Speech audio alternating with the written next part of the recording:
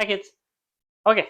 On this day for July 14th, July 14th always makes me think of Con Air. My daddy's coming home on July 14th. I can't wait for July 14th. So, Con Air, but let's talk about real film history, things that actually happened, not that happened in Nicolas Cage movies. 1969, Easy Rider was released. Easy Rider, directed by Dennis Hopper, starring Peter Fonda, Dennis Hopper, and kind of Jack Nicholson's breakout film, or his part of his breakout year. The Last Detail was the same year, right? Anyways, counterculture film. Get your motor running, head out on the highway, part of the new Hollywood movement, lower budget films.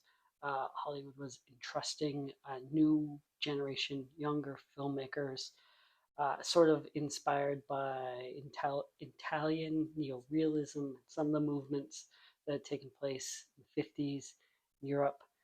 Um, so maybe that's what we need right now, right? Hollywood was in a stagnant state.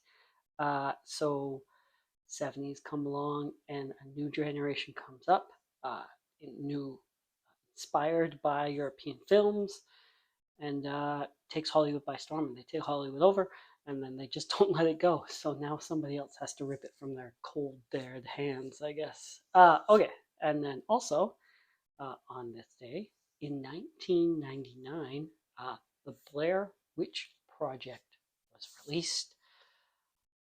I remember when Blair Witch came out, the marketing campaign around it. Saw it in theaters.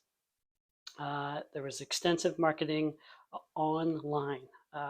First film to really utilize the internet the way it did. The internet was much different in 1999, kids.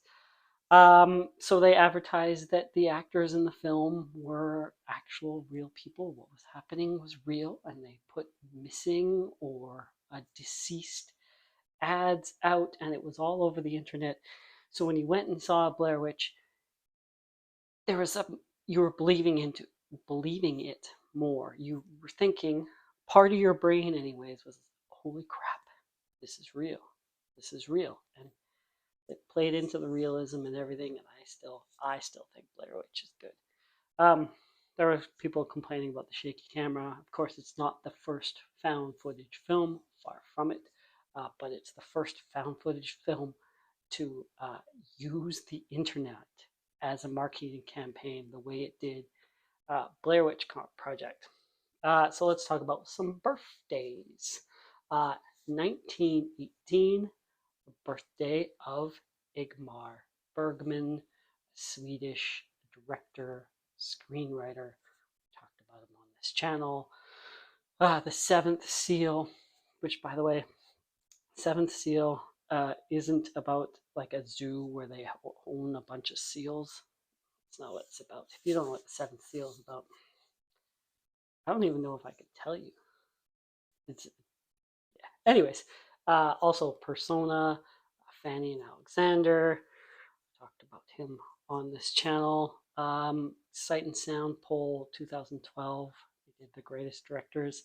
He was eighth greatest director according to that poll. So there you go. Ingmar Bergman, 1926. Oh, I think he died in 2007. Lived to be 84 years old. Okay, so 1926, we have the birth of Harry Dean Stanton. Another one of those people that maybe not everybody is familiar with his name, but everybody knows him. Uh, Died in 2007 at the age of 91, so he was in Hollywood for quite a long time. He's in Paris, Texas. You have to mention Paris, Texas first. Cool Hand Luke, Alien, Repo Man, the list goes on. And then I didn't write it down here, but I saw right before I started recording that it was also the birthday of Sid Haig. Genre fans, horror fans know who that is. If you don't, look it up. And then let's talk about movies released also 2008. I don't know why I circled around like this. The Dark Knight premiered in New York, so it wasn't wide release, but it was its premiere. I've mentioned Christopher Nolan. It's Christopher Nolan week. Um, Dark Knight. Talk about it. You have to talk about Heath Ledger. I just want to say, I remember when The Dark Knight was announced. Batman Begins came out, and it was okay. It was okay. I was a Christopher Nolan fan, big fan of Memento. So they're making another one. They tease in the end of Batman Begins that there's going to be the Joker. Everyone's speculating over who's going to be the Joker, and the internet had two things that it wanted. 2000, well, 2006. The internet wanted it to be Michael Keaton as the Joker or Robin Williams as the Joker. And then it was announced that it was Heath Ledger. And this is nothing new. Fanboys were mad. I, at the time, was confused as well because I think Brokeback had just come out 2005. They announced summer of 2006 that Heath is going to be the Joker. I hadn't watched Brokeback. To me, Heath Ledger was the pretty boy from 10 Things I Hate About You, and I thought, not the Joker. We were wrong. So don't get upset until you see it. Anyways, that's enough rambling from me for July 14th. Thank you for watching. Like, subscribe. See you tomorrow.